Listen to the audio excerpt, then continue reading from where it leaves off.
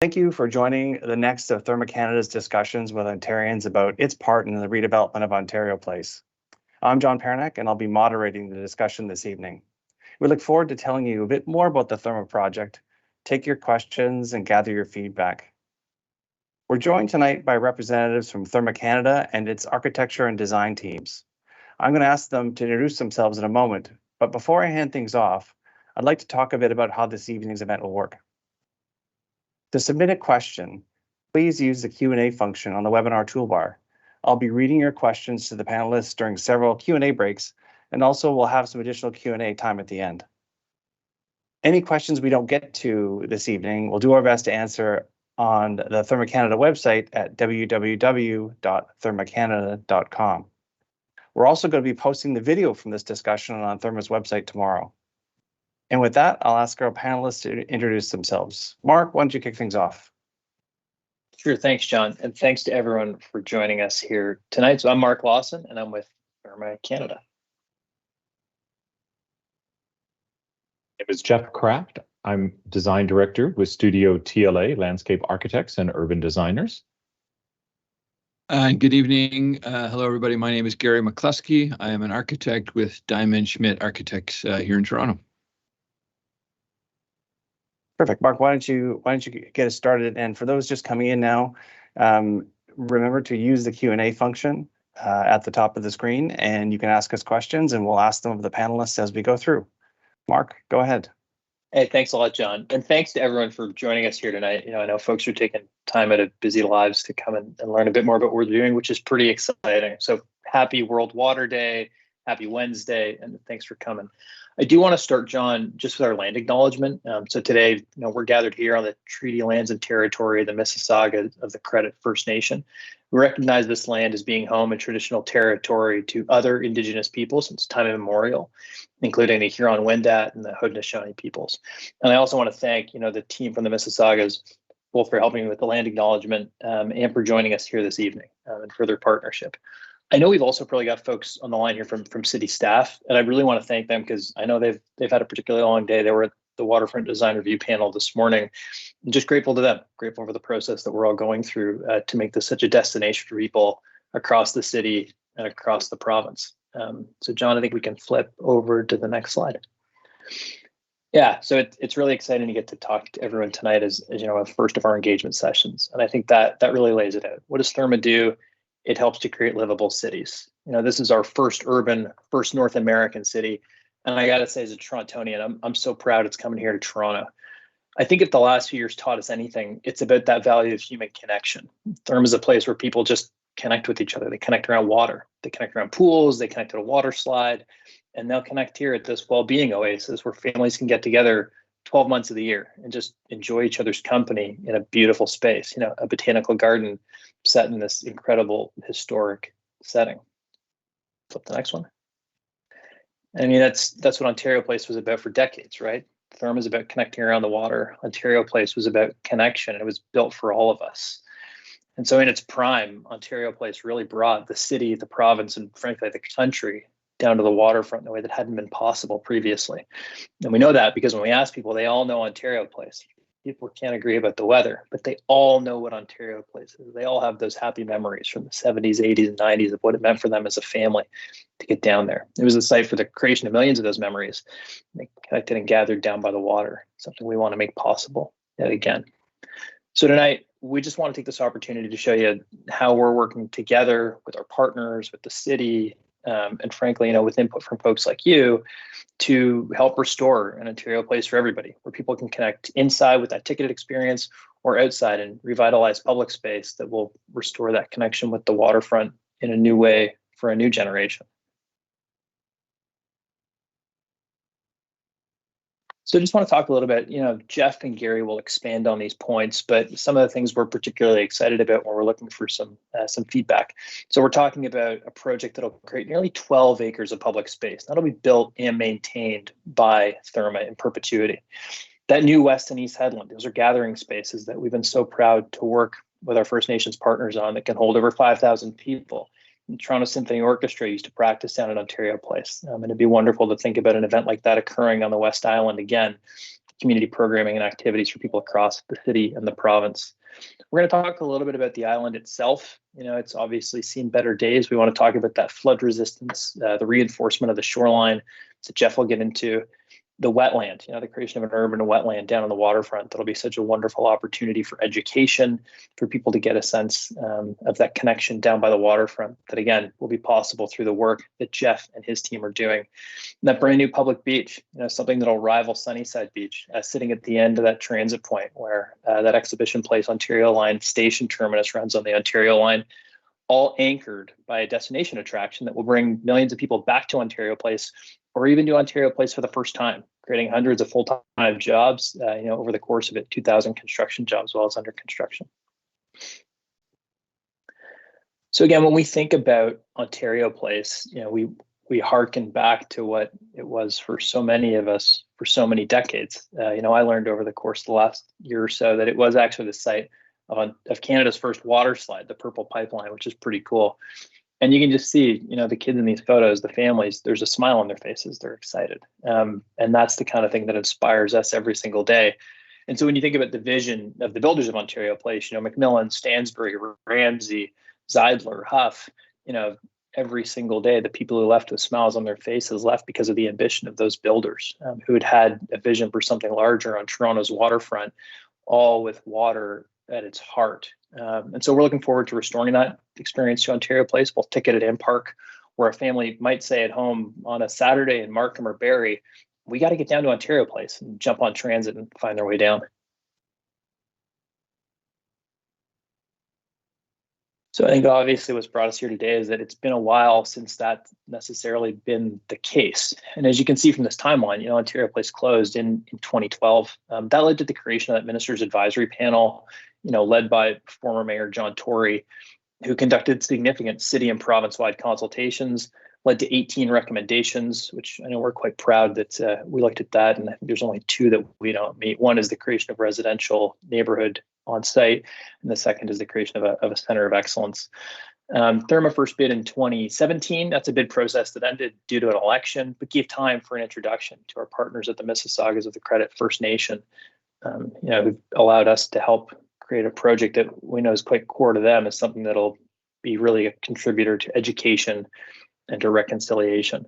What's not on this timeline is Trillium Park. And I think, again, that's something that's been an inspiration of what's possible at Ontario Place. It doesn't even connect people to the water in the way that we're thinking. So again, just shows the evolution of how people want to use the space. A new global call for proposals occurred in 2019, and Therme was selected and announced in 2021, along with a number of other proponents, including Live Nation. And that really brings us here today. Since 2012, when the park closed, and now looking forward on that timeline to its ambitious future. Yeah, this is a bit of a sad photo when you just think about the happy one from a couple slides ago. This was the site where kids would make pretty happy memories going down there, and there wasn't always vegetation growing up through the log ride.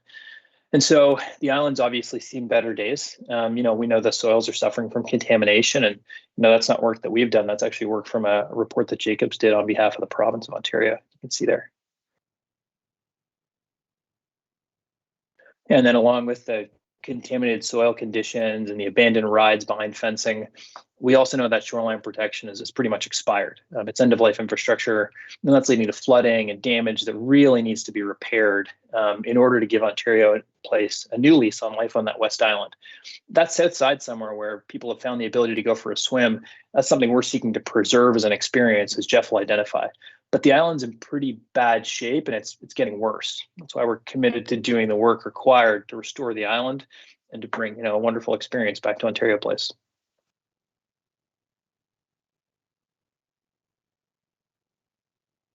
Great. Thanks so much, Mark.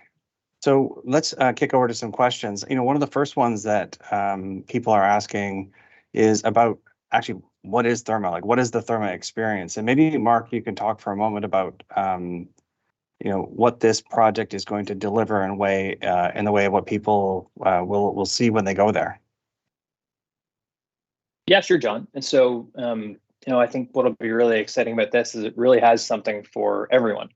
And so if you go to Therme in Europe, they're even a generation, maybe even behind what'll occur here in Toronto, the first North American, first urban space. You'll see in the mornings, groups of older people doing aqua fitness in the center pool, again, leaving with a smile on their face. In the afternoon, you'll see a father, walking in hand with his daughter, and they might go to a splash pad in the afternoon. And then on a Saturday night, you might see a group of millennials and Gen Zs, in that same pool, and there's a DJ, and they're having a great time. And so it really is about something for everyone in that space. And that's before you consider something like just under 12 acres of public space with a brand new public beach, improved walking and hiking trails, these gathering spaces. So again, I think it just delivers on, this idea of this concept of well-being for all, somewhere where people can really go down and enjoy themselves, whether they choose a ticketed experience, or just a wonderful day in the park. So one of the questions actually we have, and I know we're going to talk about the park in a moment, but one of the questions we have is about Therme and its experience about, building public spaces. And maybe Jeff, because you've been instrumental in the design of the public realm. Maybe you and Mark can talk a little bit about the approach that's being taken to the public spaces and why Therme's plan and what it will do for the West Island. Mark, shall I start? You can kick it off, Jeff, after you. Okay, so I can't speak for Therme directly, but I can actually speak as a consultant to Therme and someone who is assisting them to build in real life their vision for the West Island, which is really about accessibility. It's really about the celebration of water and the ability to create really meaningful public lands.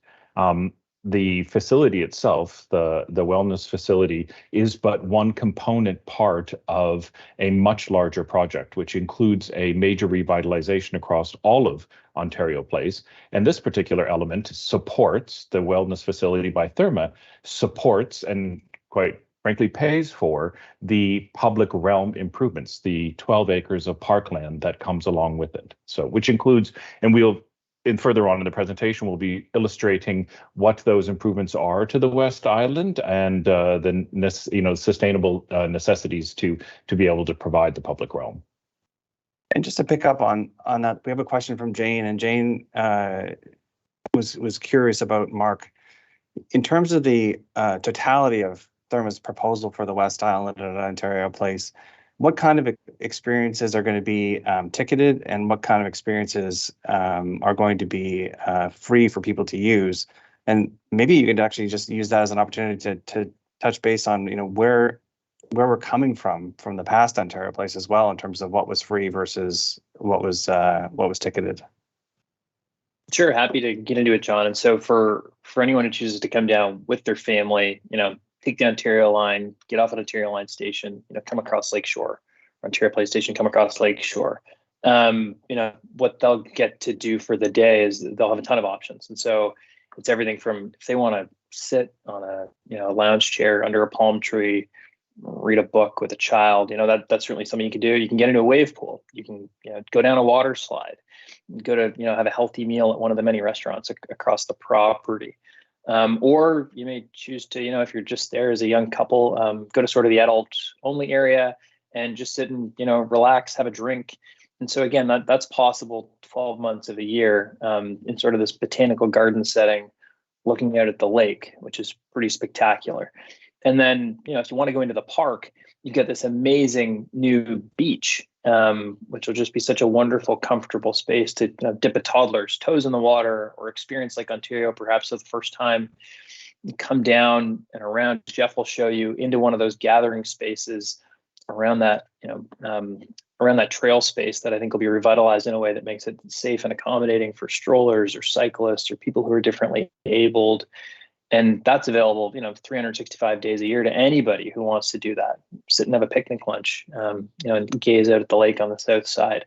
So we're really excited about what will be delivered down there. And that's before you get to the wetland experience, the chance to check out some of the new flora and fauna that we've been so fortunate to think about with our partners at the Mississaugas of the Credit First Nation that'll thrive down there. yeah, and really create just a beautiful public space for people to enjoy, all year round. On that is probably a good moment to move forward and just actually show people. We want to take a walk around the West Island and show people what the plans involve. And I'll just remind you, if you would like to ask a question, there's a Q&A function at the top of your screen that you can submit questions. We're not using the raise your hand function for this webinar tonight, but rather than just a Q&A function. So maybe Anna, you can advance things, and Jeff, over to you. Sure. Thanks, John. I think it's important for us to understand that the island itself, the West Island itself, is part of a much larger revitalization, which would include a much larger precinct, which is Ontario Place as a whole. The site itself, this colorful graphic here with pie chart, is to explain sort of the distribution of land uses. So if we focus in the center, we've got the Live Nation facility, which is part of the concert stage. We've got the lighter gray, which would form fundamentally public parkland, an open space element that connects to the existing Thereme Park, which is sort of the first phase of this waterfront park improvement. And then there is, of course, the preserved pods and Cinesphere and Marina facility, which sits at the heart and the core of Ontario Place as a whole. So we're looking at approximately just shy of 40 plus hectares of land. And fundamentally, what we're looking towards is providing about 45 acres. Sorry, I'm changing our data here a little bit, of parkland that'll cross over the entire Ontario Place proper. Next. And I think this is really important to understand from a sustainability standpoint. Obviously these are color blocks on top of some mapping, but perhaps just to help illustrate, John, maybe you could use your mouse. There we go. So just to orient every individuals here, the Therme facility on the West Island, which we're going to concentrate on today, is at the core of the West Island itself. It actually begins at Lakeshore Boulevard with an entry pavilion. And fundamentally, what you're seeing here is the designation of those areas that are what we're calling green space, which is the new and added environment, which would be fully sustainable and permeable, which includes approximately 4 acres of green roof on the Therme facility itself. Next. Here's a perspective view, a bird's eye view, looking, I guess this would be if you were landing at Porter, this is what you would see. But to oriented individuals, of course, you see in the very distance the city, and of course the Cinesphere and the existing pods that will be to the right of your screen. And what we're proposing is to take the existing shoreline and to improve it from a resiliency standpoint. And this is really critical and key to understand. And I think Mark mentioned this briefly, is that the existing island is well below the 100-year flood limit in certain places. It is subject to inundation and as well as wave uprush. And there's a tremendous amount of erosion that's occurring. And the shoreline, as it is currently designed, has a very short lifespan, and in many cases it's failing. So what we've done is to design an animated park-like edge treatment, which sweeps around the entire West Island, and it supports the public realm. And we're going to dig a little bit deeper into here, so we're probably going to walk right around the island itself, so you'll understand what constitutes the public realm. And then Gary's going to speak to the architecture of the Therme facility itself, and we'll be able to bring it all home to discuss how they're all interlinked as part of one larger system. Next. So just to orient yourself, I guess, John, if you could point again. So out at Lakeshore Boulevard, there will be an entry pavilion, which is accessible via accessible via public transportation from the Ontario line in the future itself. Of course, there will be a parking and drive entrance at the intersection. There's a public bridge which sweeps over that and crosses down onto the West Island itself, where you find yourself onto a public promenade. You'll see that there's a public swimming pier that we're working to provide, a major promenade facility, and all of this with the Western Headland. And what you can't see here is an aquatic habitat, a fish reef that is below water, will help strengthen and enable us to be able to build this beach, which of course, once again, all of this will be public. So this will be able to have, and the beach won't be sand. The beach will more than likely be a very small pebble, which would allow it to remain in place.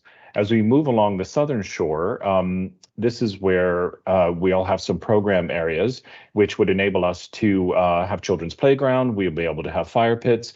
And then it brings us along to the headland, the eastern headland. And this is a major functional node with picnic facilities. And we'll share some more imagery of this. And then you cross over into the wetland. And this is really important.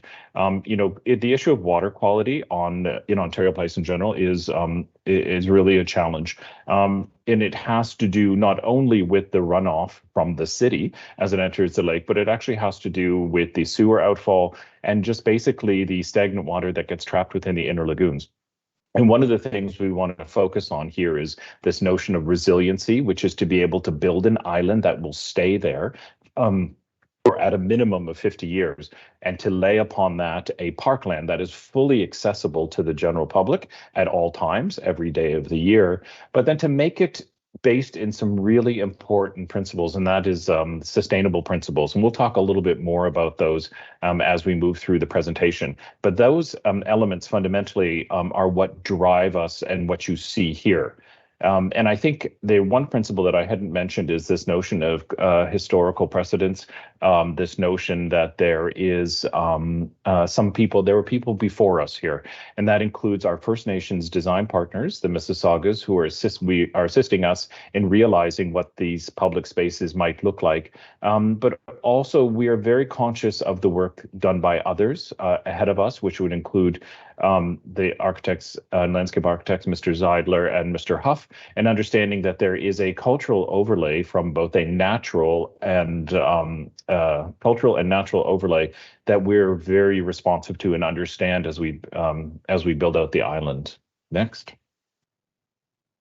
This illustrates, we mentioned earlier, so I should clarify that these drawings that you're seeing are part of the city submittal process. So in November, we submitted on behalf of the province an application for a zoning bylaw amendment and OPA, official plan amendment. And as part of that, we were required to prepare drawings, which would include architectural plans, as well as landscape plans. And this would include certain engineering overlays as well. So what you're seeing here is part of the technical package that we presented to the city. And we do recognize that sometimes it's hard to read plan graphics, but this graphic is to help understand the relationship between what would be green roof and the building itself.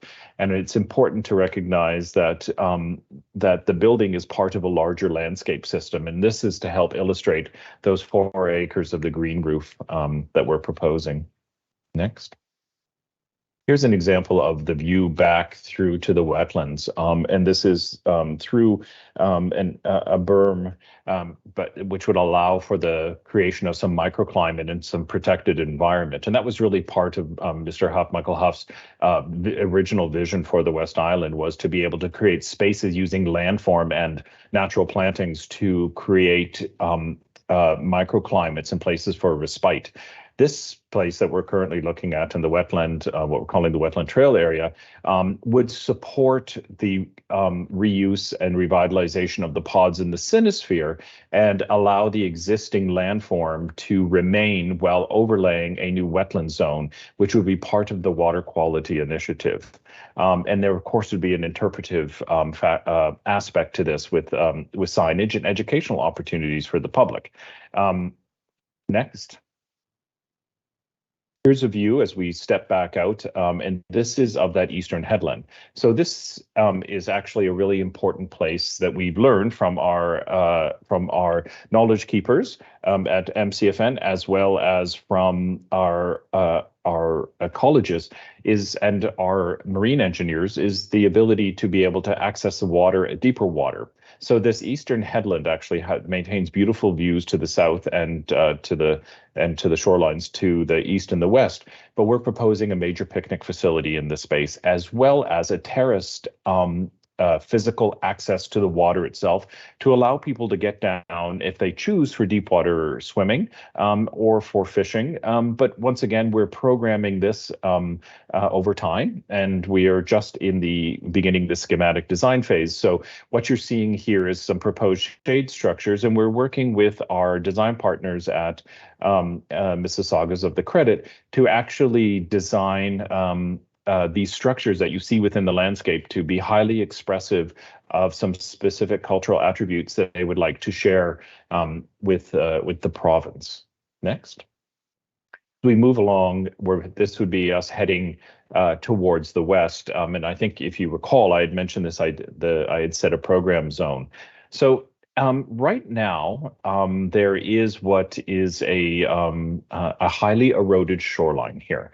It's very narrow. There is approximately about a 1 to 2 meter wide pathway system, an eroded shoreline that is exposing the soils that is the fill of the lake itself, and it's actually very narrow.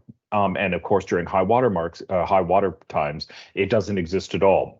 So as part of the armoring of the shore, this notion of resiliency, we're creating this terraced and stepped environment, which actually forms part of a much larger aquatic habitat. And it's really important to understand that when we refer to the systems that we're designing here, is that all these pieces work together. So if we armor the shore, we want to make it accessible for everyone, including those that aren't fully abled. When we do that, we also want to make sure that it creates fish and aquatic habitat for plants as well, aquatic plants as well.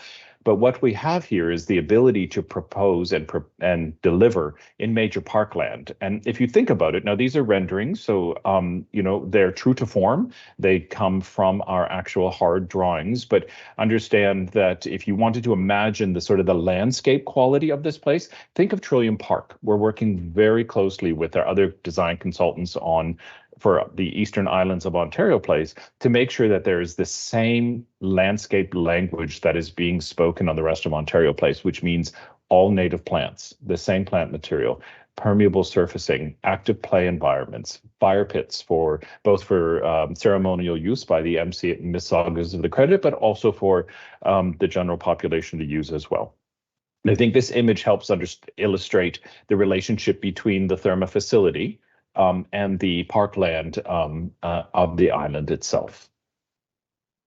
And Jeff, just on that, one of the questions that just came in from Nelson was about the types of plants that will be used inside, but also outside. And maybe you can talk a bit about both those things Sure. And what's intended. Sure. I'll start with the outside. We're working very closely with our co-consultants on the East Islands, and we've identified plant groupings. And these plant groupings are really focused in the bioregion of that we find ourselves, which is the shores of Lake Ontario. Every plant material that we are proposing will be native, it will be indigenous, or it will be a cultivar if is something that is necessary due to issues relative to pests or disease. But the fundamentally, it will be a native landscape to Ontario. And this is very important. And our goal is to also work with our partners at the Mississaugas and their knowledge keepers, because there is an overlay of medicinal plants that actually provide sustenance. And these elements are really key and really important in providing a really holistic view of sustainable principles. The interior of the facility will be a botanical wonder. I've had the good fortune of visiting the facility in Bucharest, and it's a fascinating collection of the most beautiful plant material that I'd ever seen. It will, I can't say this for sure, I don't know this, but in my mind, I can't imagine a larger botanical garden, indoor garden in North America. It is just a wonder of very unique and interesting plants from all over the world. And there are at Therme, there is a group of botanists and plant specialists who are working to locate these plants and to be able to have them brought here and to create just that wonder of nature that will be the Therme facility. And another question just came in from Michelle, and she was asking, as you were just talking about the program zone, will that be open to the public? Oh yes, absolutely. So all of the entire 12 acres will be open to the public. We're programming to be flexible, and I think this is really key. It's so early on in the design process that we have this flexibility. We do know that there is a desire for play areas. We do know that there is a desire for ceremonial spaces and gathering spaces for fountains and water features and beaches. So we're beginning to articulate this in the drawings and finding as we work towards the programming over the next couple of years. And this next question is from Olivia, and maybe Gary, you can help with this one too, but excuse me, it's about the green roofs. Can you talk a bit about those green roofs and what they'll be like? And she's asked about access to those services, but maybe you can just speak to and explain them a bit more.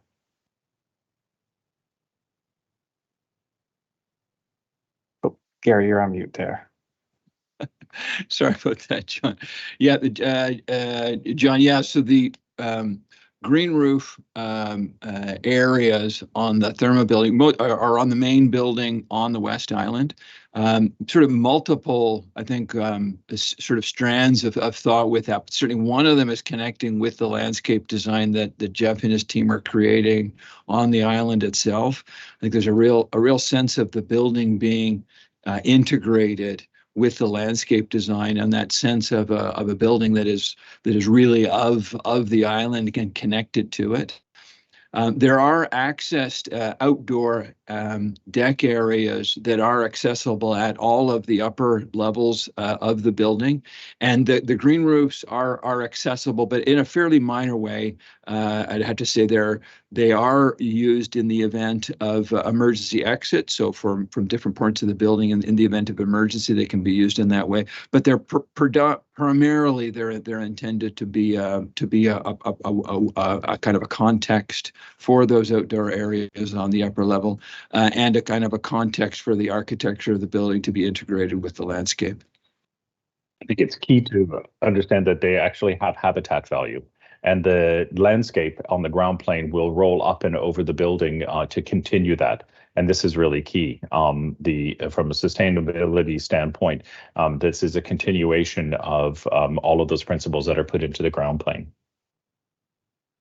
This is stepping back just a moment, but there's been a few questions from a few different people about price and what it'll cost to attend Therme if you choose to go inside. Mark, do you want to just talk to that a little bit? I'm not sure how much detail we have at this point, but maybe you can fill us in. Sure, I'm happy to, John. And so, I think what we found with the facilities in Europe is that the pricing is really built to fit people's lives. So if you want to go for a couple of hours, or you're coming off night shift, you want to come down on the subway and then hang out under a palm tree, read a book, grab a coffee for a couple of hours, you want that to be possible. If you want to come for the whole day, and go right from, lunch hour all the way through to that DJ party in the main pool, we want that to be possible too. So we're saying right now, and again, we're thinking this through, John. So, kids under 3, free. We think that's important. The families be able to come down and enjoy an affordable day. And pricing starting at around $40 for folks who want to come in. But we're also, and we've been so lucky, in meetings with community groups to think about how we make this a real focus for accessibility and affordability. We're going to see millions of people every year. And so the model only works if people can come down, bring their family, have a great time, and then return a couple of times. We want this to be the kind of thing where you say, oh, I can't wait to go next month or next week or in the next little while. Again, it's just all about connection and gathering. So I hope that answers your question.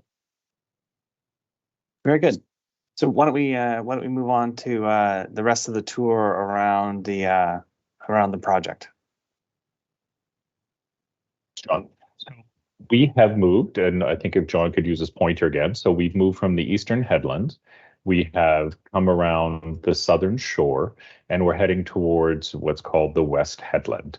And this right now, the West Headland is a small promontory that has been asphalt concreted over, and that it has been backfilled with rubble, and for the purposes of being able to retain the western shore. This is a highly significant design idea from initially from Ontario Place, Michael Huff. This is actually that western point. It was meant to create a focal point. It also was meant to as a very special place to be able to connect to the water. But what we have is basically an inaccessibility, being able to get to the water. So what you see in this rendering, in this picture, you notice there's different textures in the stones. So what we have here at the forefront, right in the foreground, is basically the armored environment, which actually comes under the water and forms a significant underwater reef.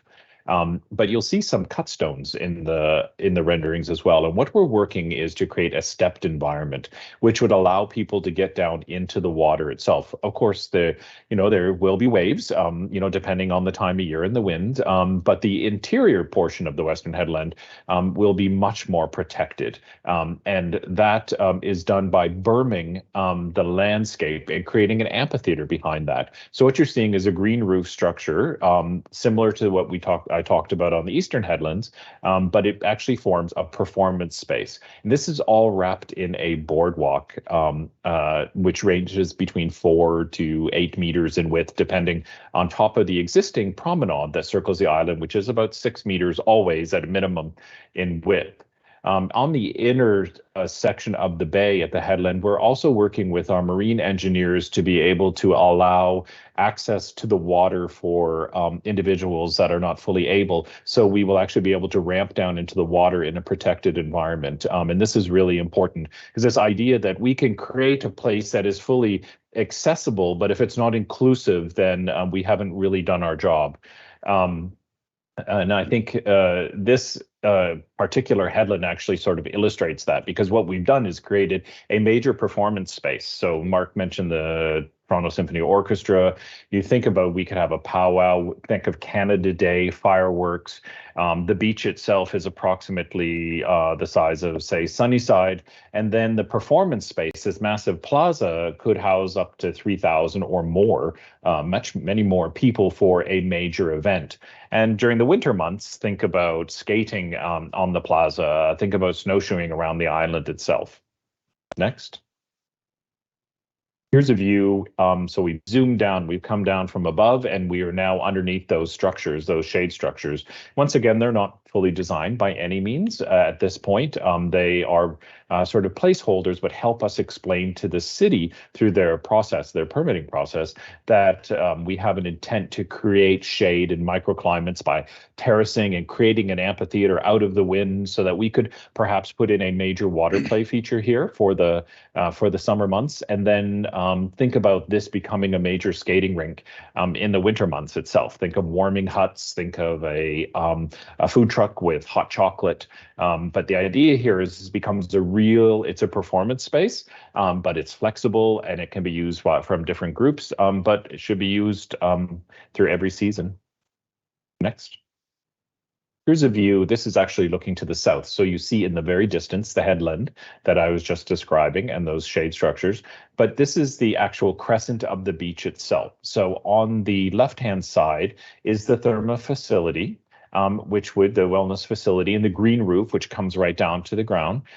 We have a boardwalk, which is about 4 meters in width, and we're working with the city right now to understand how wide these spaces need to be for public movement. So once again, we're working towards being able to find that right mix of space and landscape.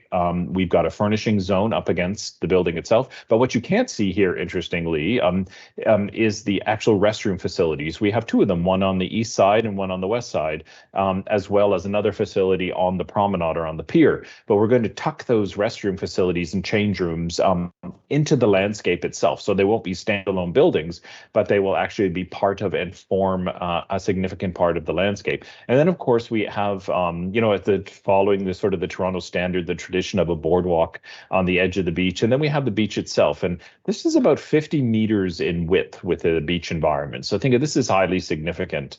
And once again, the notion that it would be a pebble beach, and that is because the sand may wash away, but also the pebble itself would actually have aquatic habitat benefits as well for spawning. And this is part of this idea that whatever we do, we want to make sure we can touch on all the primary principles as part of our vision. Next.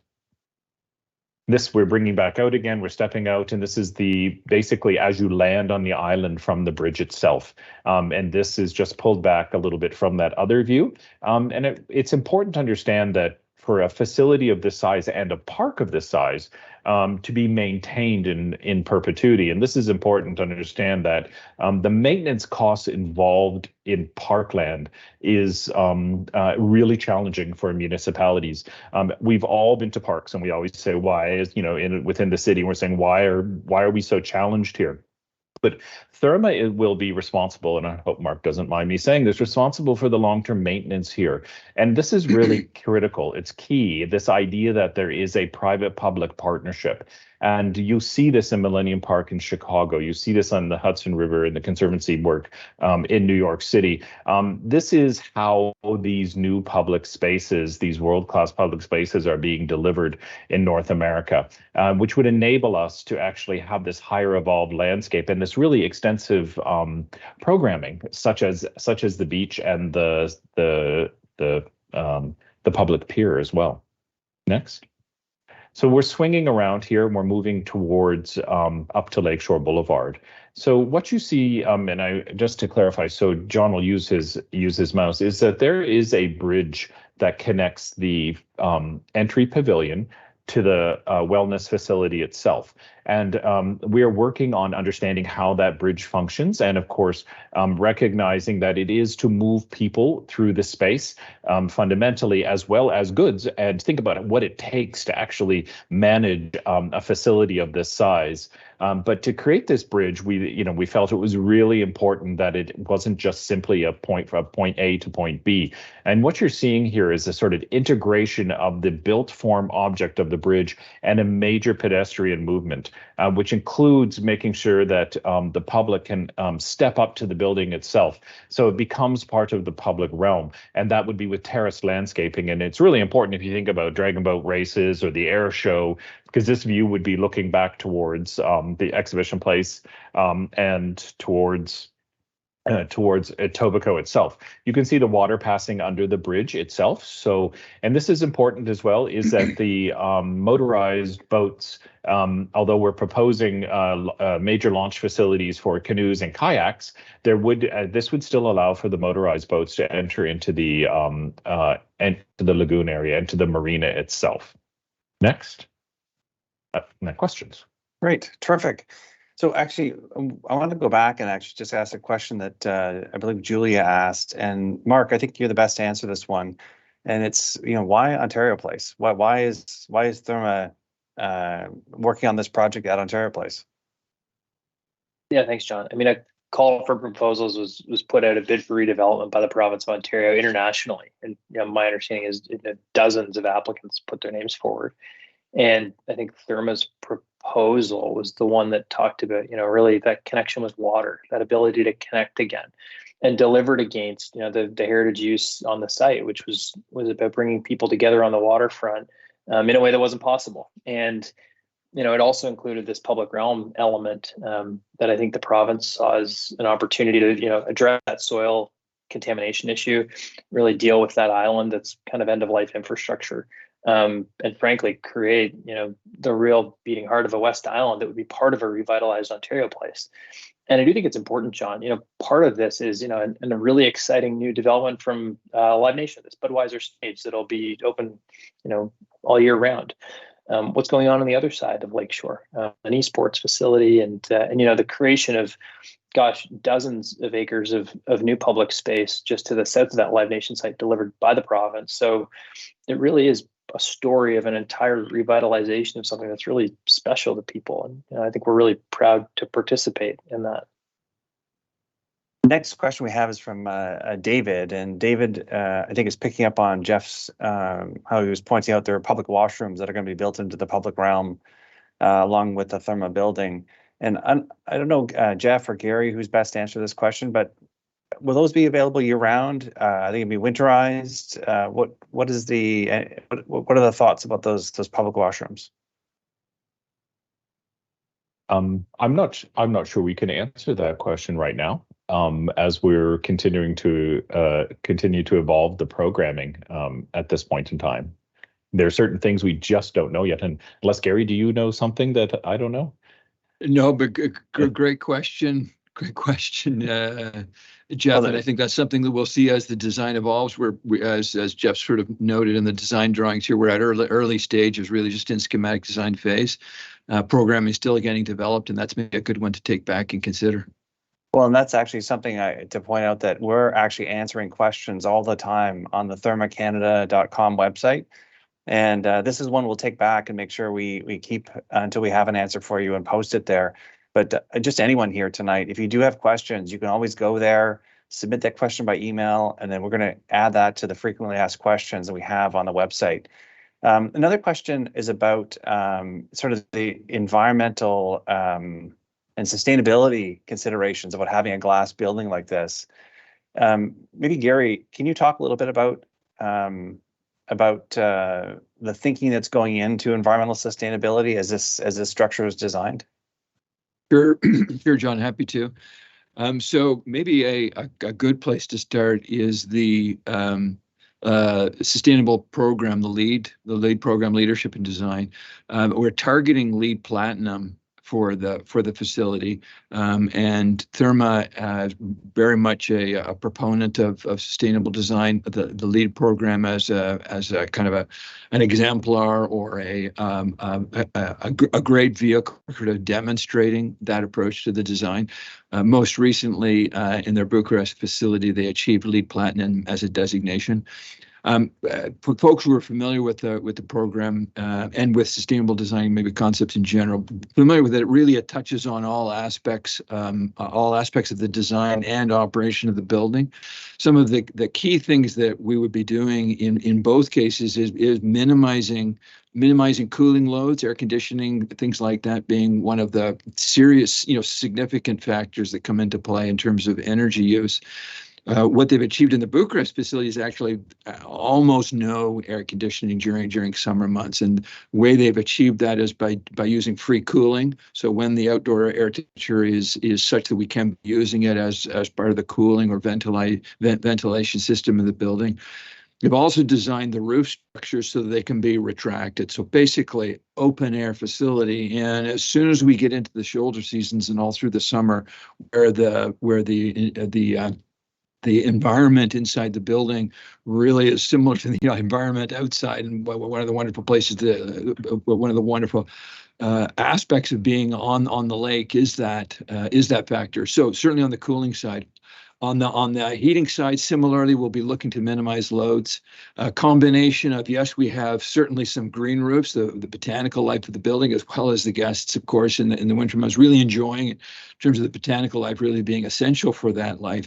But the envelope of the building where we do have glazing, we'll be using triple glazing and just really ensuring a really high performance envelope, a really high performance outer skin to the building whenever we have those areas of glazing where we like to take advantage of views to the landscape and lake as part of the architecture of the building. That envelope and the way it can be as strong a barrier to that heat loss will be kind of another technique.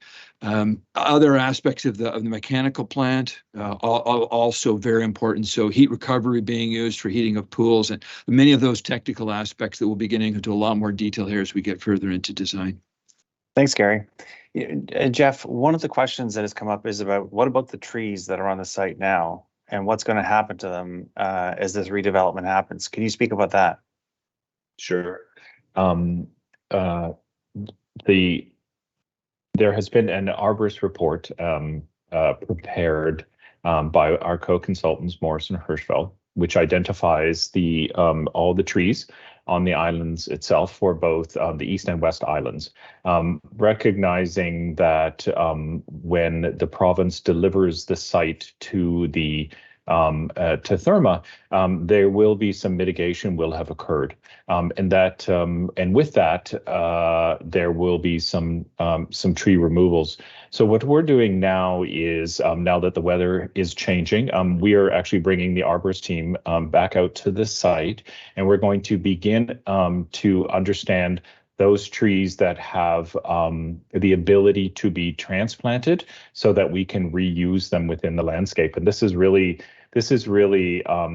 a challenge in many cases. But the idea here is that to recognize that there are some native trees that would be of great value, and where we're able to spade them, transfer them temporarily, and bring them back to the landscape, that will be really key. And then, of course, overall of Ontario Place. And once again, we can't just think of this as the West Island. We must understand that there's a holistic view here across all of Ontario Place, and recognizing that even with soil constraints, which we are, mandated to follow the city's guidelines relative to soil volume quantities, that we shall be planting approximately across Ontario Place about 3,000 new trees, with a focus entirely on the West Island and only native species.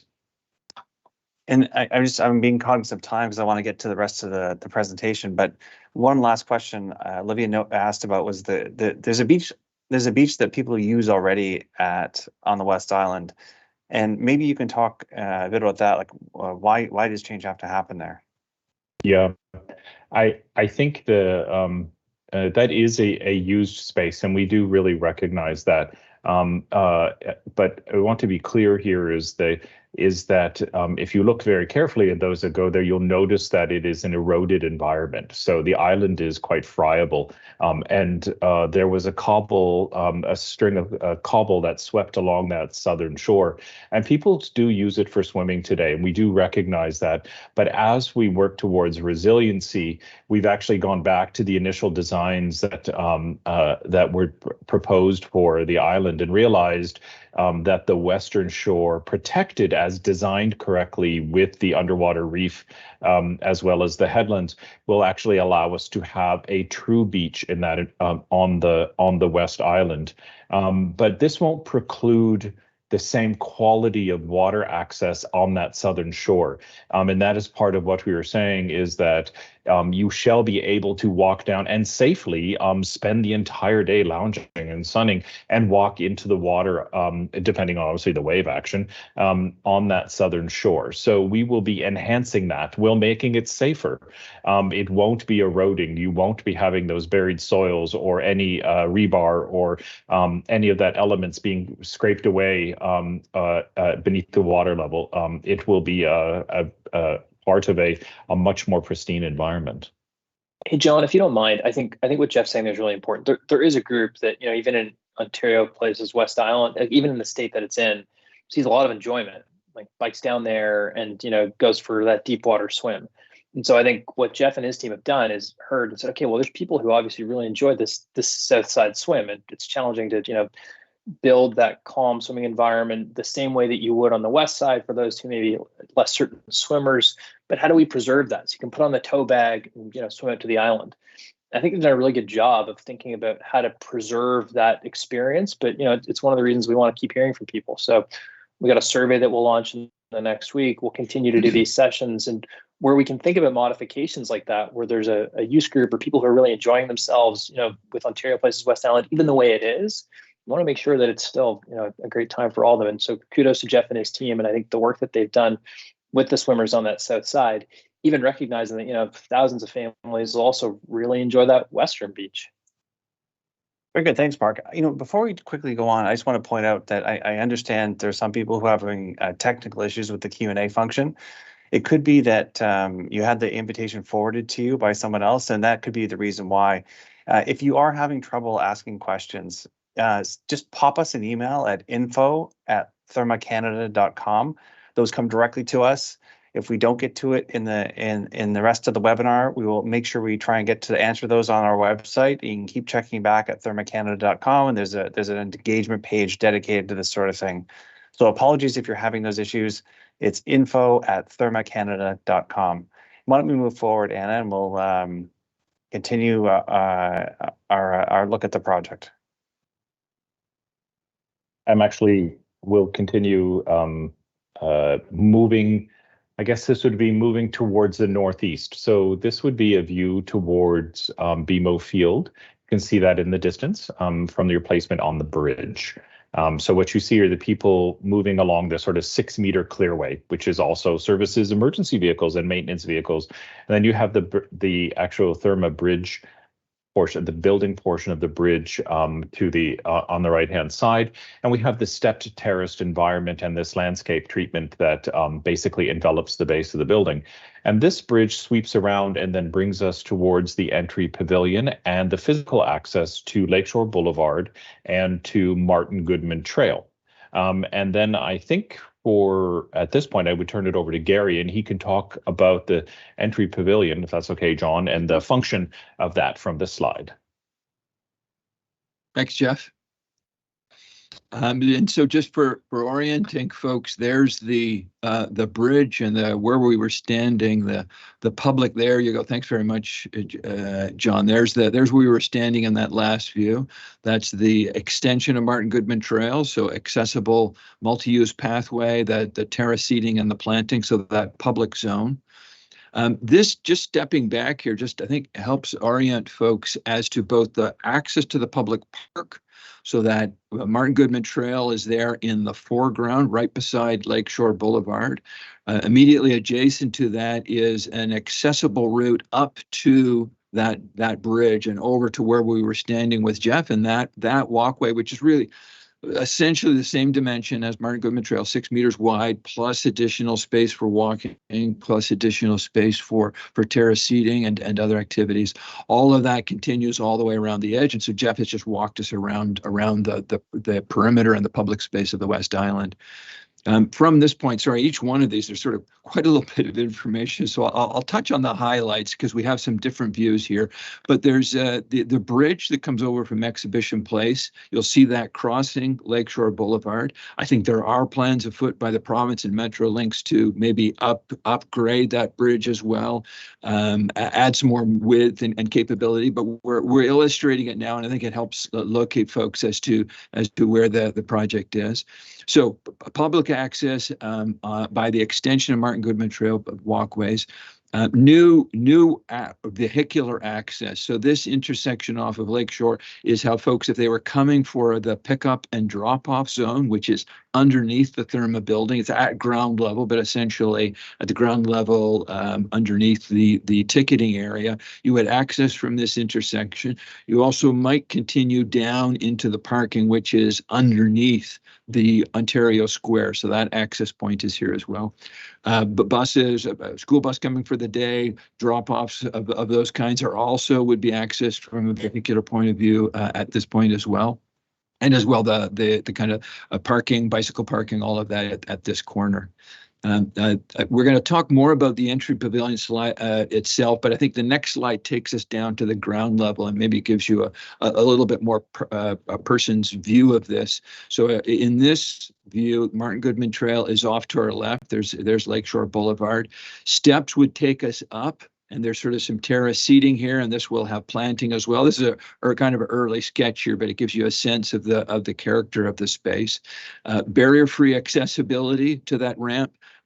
Bicycling on the ramp that will take us up to that point. And another important function of that ramp, and why the grade and the sort of generosity of it is so important, is this is also emergency vehicle access. So currently, if there is a need for an ambulance to get out to the West Island, they can do an overland route from the east entrance. But I think we've heard anecdotally that helicopter may be used in the event of that kind of occurrence. So certainly one of the things that we're looking to build, in addition to the resilience and in addition to much greater accessibility, of course, is servicing and emergency vehicle access. And so this new bridge structure is really handling a lot of those different functions. Great public access, accessible, so ramped in a way that's accessible for vehicles, but also wheelchair and stroller, and also emergency vehicle access. Next slide, John, takes us around. So now we're on the east side of the Therme entry pavilion. This is the Ontario Plaza, which is, again, is public space. This plaza is being designed by our colleagues from Martha Schwartz Group and Land Inc., who are the other landscape design firm that's working on East Island and Main Island. This is a kind of a moment of integration with that landscape design. And I think what's a lot of really neat things going on in this view, but this new Ontario Plaza, I think really important as a front door for the Therme facility. Right behind us would be the entry pavilion for the sort of science programming that's anticipated for the pods and Cinesphere. So I think together these two front doors will kind of celebrate and really help animate this public square, and I think make a new sense of arrival for all of Ontario Place that Therme shares in and kind of joins in, but the other users, the other functions, as well as the public park functions, all kind of join together here and access this space. There are other points of arrival here. So this is important for pedestrian, cycling. If we're arriving by transit, the shuttle or last mile connection would deliver us to this location. So this sort of front door will have a cafe, will spill out into this space, indoor and outdoor areas for cafe. Next slide, though, I think takes us inside this facility and the different levels of arrival. So at a lower level from the parking zone, or from if you've arrived by bus or any of the below grade connection points, this is the lobby space from below grade. One of the things that we've really been conscious of in making a really clear orientation. So stairs and escalators taking us up to the next level, which would be the plaza level. And then we've also opened up this lobby so you can see all the way up to the ticketing hall, which is at level 3. And there's the wood cladding to the underside of the ceilings at those levels. So simple and clear orientation, I think, is one of our goals here for the arrival lobbies at their various levels within the entry building. Next slide takes us up to that plaza level. So when we were on the Ontario Plaza looking in that front door, this is the lobby space that's at this point. You can see we're starting to show the cafe function. So cafe chairs and tables here, which would also spill outside. Up one level from this point is going to take us to the arrival hall level, at which point we'll be entering into the Therme facility. All of this is publicly accessible. So any of the pickup and drop off zones certainly will be used by Therme guests, but could be used by folks arriving for the public park, folks arriving for Event Live Nation, folks arriving really for any of the activities here at Ontario Place. But then again, here we have the stair and escalator. The elevators are in close proximity here as well to make sure we have very clear and easy ways of movement through the arrival pavilion. I think the next shot is going to take us up to that upper level. So this is the sort of the point at which we're going to be entering the Therme facility. This is the sort of the ticketing point where you're going to connect with Therme staff and arrive in the building. Really important, I think, celebration of that welcoming space is one of their goals that Therme really has brought to their programming of this space. Sort of generous welcome arrival point. At this point, we'll actually be taking an escalator once we pass through this lobby up to the next level, and the bridge is the Therme indoor portion of the bridge that connects to the West Island actually has 2 levels. The guests arrive and will come up to the top level. There's a really important service function at the lower level of that bridge because, of course, with the number of guests we have, whether it's food for cafes or linens, towels, etc., just all of the servicing that happens to support the activities in the Therme facility on the main island. All of that, of course, has to arrive by vehicle, and that happens at that parking below the parking level. There's of course a very adequate a loading zone. That loading connects to separate elevators, which of course connect up to that bottom portion of the bridge. Just to also point out some of the views here. Yeah, it was here, but here it is as well. Views to the heritage pods and Cinesphere. So from that entry pavilion, but here we're on the interior portion of the bridge now that connects across from the entry pavilion across to the main facilities, which are on the West Island. Views out to Cinesphere, as I mentioned. But I think think another thing to note here is it's a very contemporary kind of current best practice approach to a change room facility where each individual has its you have your own cabin for changing in. So you're either in your street gear as you arrived, or you've changed into your bathing gear, but in your own private space. Great for family use, and I think it really lets the change facility be very open, and lets it be light filled. Really lets it take advantage of the wonderful views that we have at all points around the complex. Next slide, I think, takes us right out to that main level of the Therme building. Now we're on the West Island, and we're in the ground level family recreation zone, which really kind of a core of the facility are these great family centered activities. So here we're looking at water slides, wave pools, all of the kinds of activities that I think are going to be a bit very welcoming and attractive to folks with families, and I think families of all ages enjoy the water slides myself, as I think many folks do. But that kind of character of this wonderful, warm, welcoming environment in the botanical environment, I think that's what Therme has found has been a really special quality to their facilities.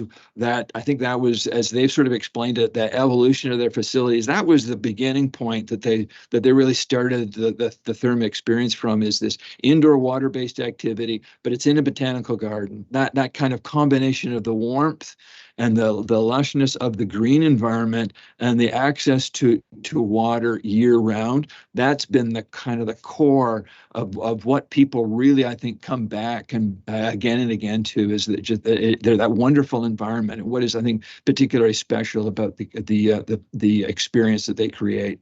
This is one of the central, again, ground floor, the sort of this family zone, and there are three basic halls at the ground level, and so this is one of those. And here, next slide sort of shows that family recreation zone. This represents about 2/3 of the facility, is really the sort of most accessible and welcoming for family zones. The next level up, a little more focus on wellness, so that's where we're going to have saunas, mineral baths, etc. A little more focus on wellness, and at the very top level, which is the smallest component of the facility, but that's where we're going to have even more focus on personal well-being through physiotherapy and sports medicine. So that's sort of three components, the largest, of course, being the family recreation. Couple of views here. Folks may have seen a little bit of examples of what Therme has done in some of its other facilities, but this, I think, just kind of gives you an even better sense. We're at the computer rendering and kind of virtual views of space, but the kind of the character that comes across in these photographs, I think, really gives you that sense of the experience.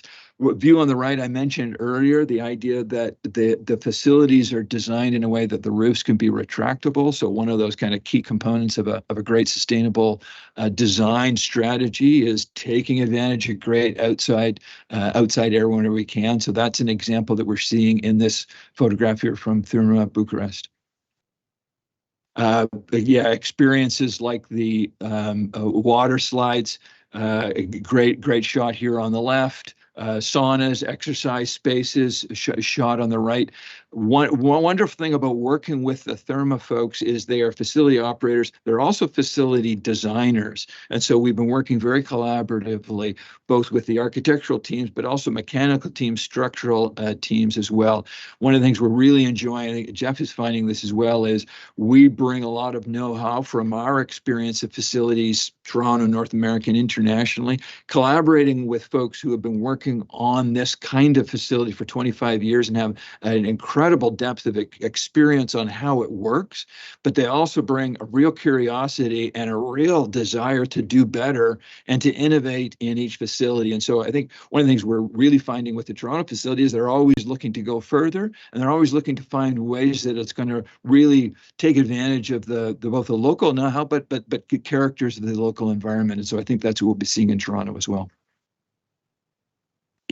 A couple of last slides here just to give you a little bit more sense of the layout. So these are plans. Jeff mentioned earlier, we're at very early stage here in terms of level of design. So a lot of work to come, but we've scoped out enough in order to be starting to make the submissions to the city. Great feedback that we're getting from city staff on all kind of components, whether it's landscape design, heritage, architectural design, zoning, and planning.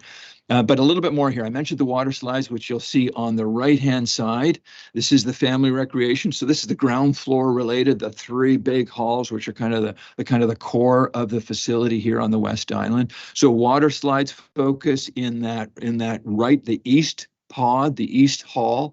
The central hall has a large food and beverage. So effectively cafe restaurant. Big focus of wellness, of course, is what we eat. Nutrition, I think, is one of the themes that the Therme has really now starting to spend a lot of time on as they think of a way in which the facility can help be that holistic experience for folks. Indoor and outdoor pools, we've sort of seen that. That's a central activity in each one of these spaces. And again, another interesting thing about this main area is that we have sort of a plus 16 age group zone on the west end. So again, just looking at ways in which there are slightly different characters through the different halls within this sort of ground level zone. Next slide, there it is. So this is kind of pointing out that relax zone, which is at the west end of these three halls at the ground floor level. Next slide, we've basically gone up 3 floors. Really, level 2 is how you would think of it if you were experiencing it. But of course, these are wonderful scale to the experience zones. And so we're 3 floors up at level 6 in the building. But the wellness zone here, very similar in character, of course, to the family recreation in terms of indoor, outdoor pools, great deck areas, great food and beverage cafe, wonderful views, the wonderful environment, botanical garden. A little more focus here on wellness, so saunas, mineral bath, a little bit of that focus on personal wellness. And then the next slide, I think, takes us up to the top levels of the building, the top 2 levels, a little more focus again, indoor to outdoor pool, deck areas, green roof, kind of creating the whole context for this zone here. But a little more focus on personal therapies, as I was mentioning, physiotherapy, sports medicine, this sort of just that focus on the individual wellness is a little bit more the focus at these upper levels. Terrific. Let's go back to questions. And with the time we have left, let's try and do some rapid fire questions so we can get in as many as possible. The first one I want to go to is from Carolina, and she says, there's a lot of glass. It looks like there's being used on the structure. What are you doing to prevent bird collisions and fatalities? Gary, can you speak to that? Oh, great. Sorry, I should have touched on that, John. Yeah,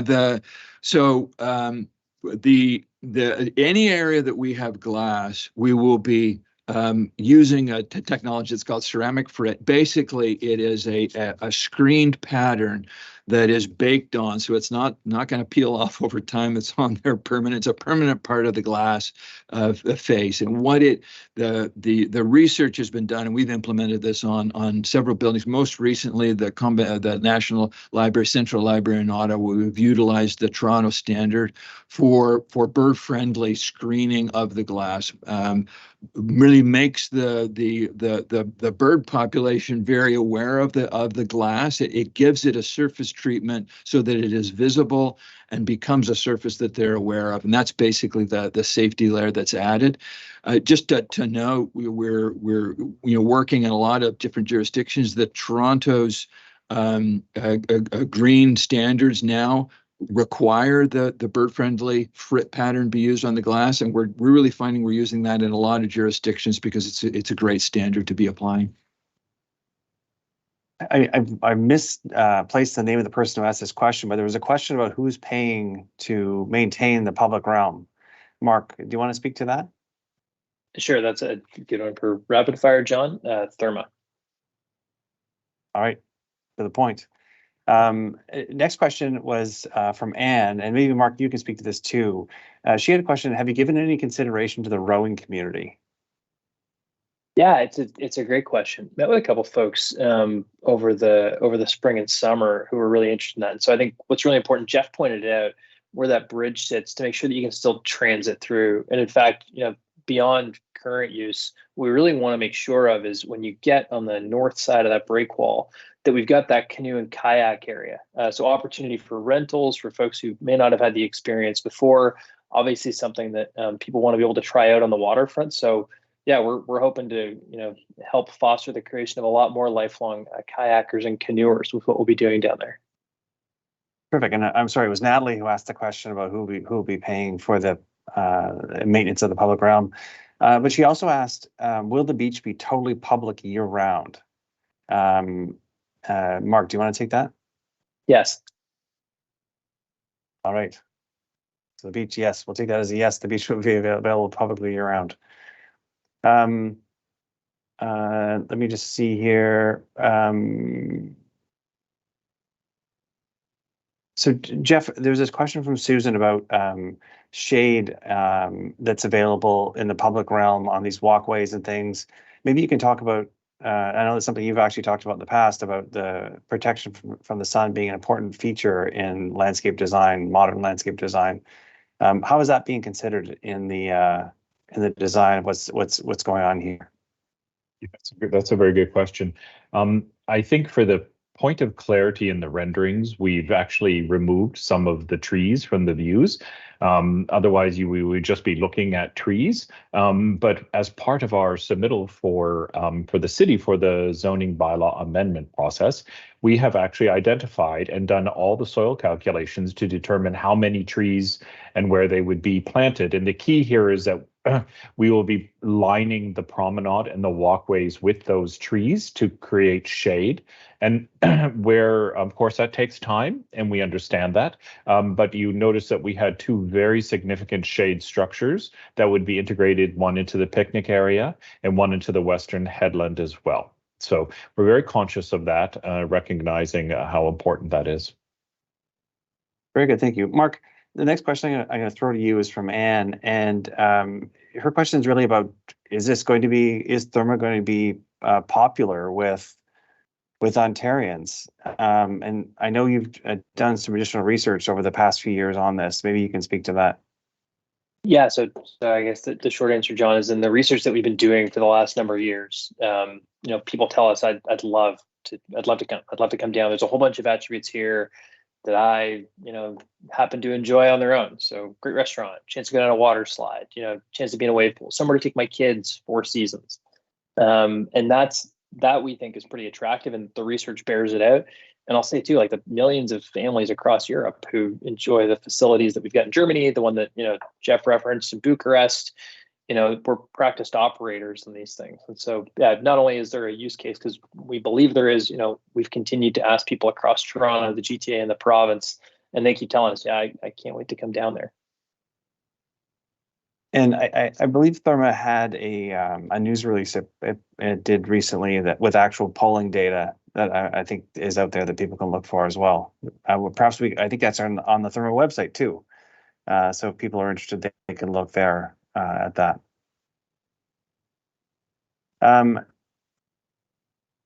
Just actually, this question could be for all of you, because I know that a lot of work has happened over the past several months as you all prepared the submission to the city that Jeff mentioned.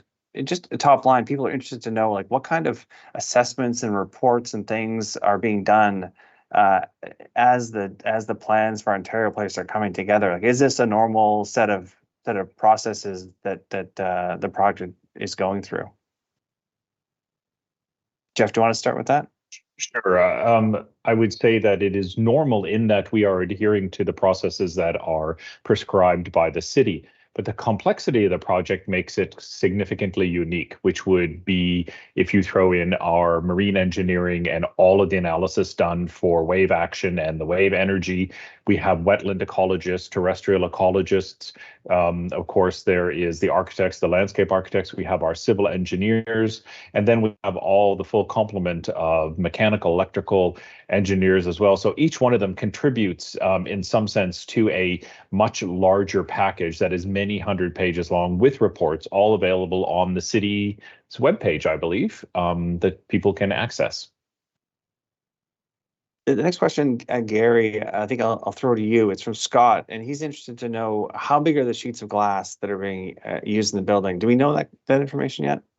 I guess there'd be a variety of sizes, I would think, but Yeah, variety of sizes, and a little bit early days for that. We're sort of partway through schematic design, so we've not gotten into that level of detail in terms of the submissions that we've made, but will be coming soon.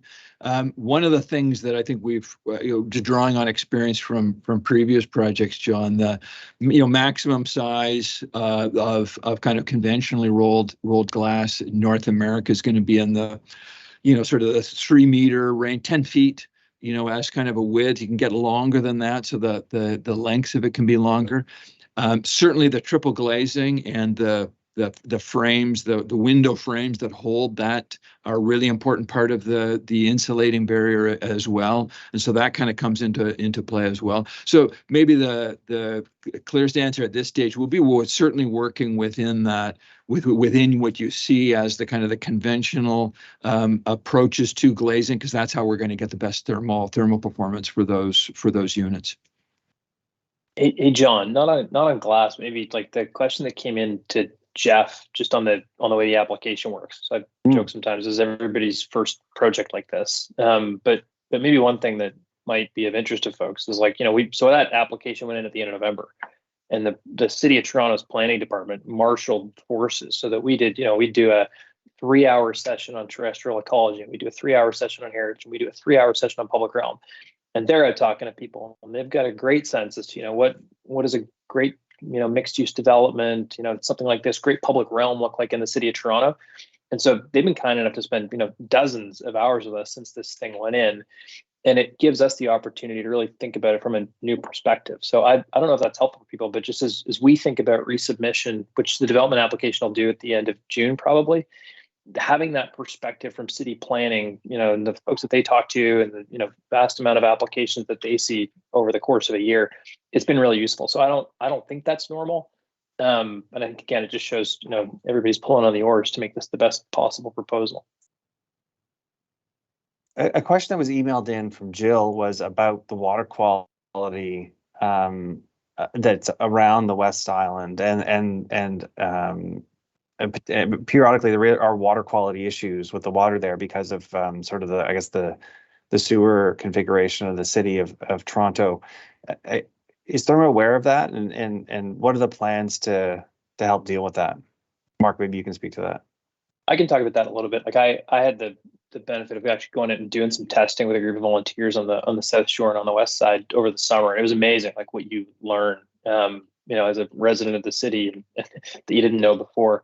That West Side, there is a combined sewer outflow that, those are terms that I've been taught by people who are a lot smarter than me, down on that West Side that on occasion can actually really affect the water quality. And it is something that we've had the opportunity to talk to the city about, to talk to the province about. And so we know that there's a fix there. There's a solution available. The water quality from the times I went down and tested was terrific. But we know that in isolated events, that CSO can create some problems.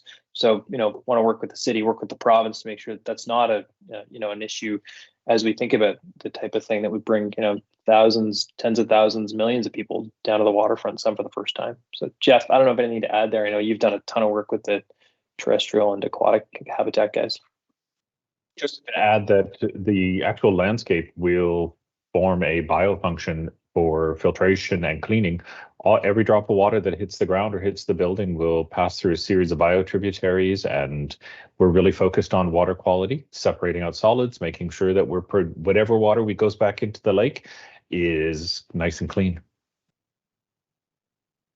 Question has come in from Anne, and she asks about the swimming area. And she says, it doesn't look like the swimming area will allow for open or long distance swimming, open water or long distance swimming.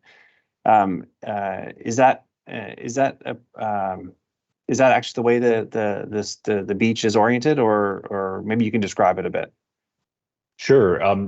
You notice that we actually had shown a pier and a swim pier. And that's actually located at the deepest possible location that would enable people to actually jump off into the water itself. We have designed it as a cove for the sake of protection, but there will be the ability to walk off that pier and do deep water and extensive swimming lengths in the open water, and nothing precludes the South Shore swimming either. Other than your own ability to be able to swim against the wave action. So we've really been focused on finding ways to provide multiple ways to get in the water and for the freedom of movement while there. So that Southern Shore, then with those step down stones, is accessible, and you could actually enter the water at really any point there. Is that accurate? Yes, there will not be a ramp into the water on that side. We cannot actually engineer that effectively, but you will be able to step down into the water and get in and swim if you so choose. And another swimming question, this one from Steve. He's asking, does the Therme pool system connect to the lake at all? And is it possible to go from the Therme system directly into the lake? I'm not sure who's best positioned to answer that, but I'll throw it up to the group. To my knowledge, it doesn't. So I haven't seen that in any of the drawings that come across. You can enjoy this great, indoor, outdoor, and on some of the pools, and maybe this gets at what Steve's asking. I'm not sure. On some of the pools, you'll actually have the opportunity to go from an indoor environment to an outdoor environment, which is kind of neat. You're out there in nature, up against the lake. But no, nothing so complex as a subterranean link out to the lake. Terrific. So we're coming up to time on this event. I'll just close off by a couple of housekeeping points. First off, this webinar we posted online on the website. So if you want to watch it back and see questions, I appreciate some people had some technical difficulties. I apologize for that. You can watch the video if you wanted to cover any of the things you may have missed. You can always email questions to info@thermecanada.com. On the website as well, there's a frequently asked questions section that's being continuously updated as we get questions. We're answering them and posting the answers to the website. So we encourage you to visit that. And this won't be the last, obviously, public engagement that we're having. We're having, as Mark mentioned, a survey that's launching in short order. And also we'll be doing additional events like this. So thank you everyone for your time this evening, and look for future engagement opportunities with Therme. Take care. Good night. Thanks, everyone.